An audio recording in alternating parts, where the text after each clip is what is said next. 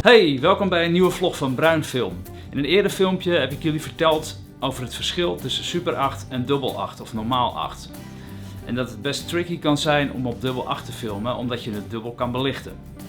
Als je dat gemist hebt, dan kun je hier nog even terugkijken of gewoon hieronder abonneren, dan mis je helemaal nooit meer een aflevering. Toen heb ik verteld dat het best risky is om op Double 8 te filmen, omdat je het ook dubbel kan belichten. Het kan een vergissing zijn, maar het kan ook een artistieke keuze zijn.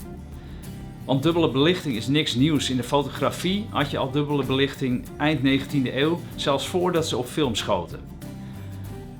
Dan dekten ze bijvoorbeeld de helft van de lens af en belichten ze de ene helft van de foto. En daarna dekten ze de andere helft van de lens af en belichten ze de andere helft van de foto. Al dan niet op een andere locatie.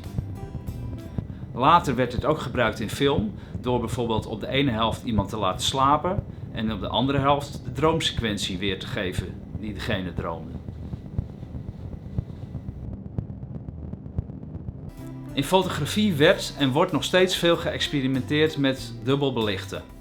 Bijvoorbeeld door af te drukken, het filmpje niet door te spoelen en dan nog een keer af te drukken. Als je daar goed over nadenkt, dan kan dat heel gaaf uitpakken. Bij film is het wat lastiger omdat het constant in beweging is. En bovendien was het vaak per ongeluk. Je moest je filmpje namelijk voor de ene helft belichten en dan omdraaien in het donker en de andere helft belichten. Maar blijkbaar was het heel lastig om te onthouden of dat al gebeurd was. En als je dan 2 keer het filmpje omdraait, dan wordt dus voor de tweede keer de eerste helft van de film belicht. En dat ziet er dan zo uit.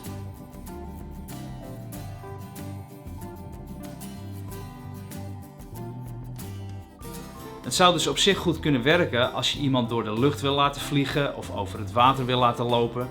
Maar omdat het niet zo bedoeld is, zijn het vaak 2 drukke beelden die over elkaar heen liggen en dat is heel slecht terug te kijken.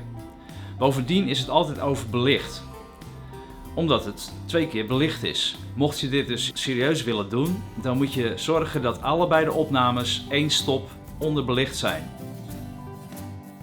Mocht ik je nou enthousiast gemaakt hebben om toch dubbelbelichte films te maken, stuur dan die ontwikkelde film naar Bruinfilm, dan digitaliseren wij ze met alle plezier.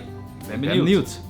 Tot de volgende keer.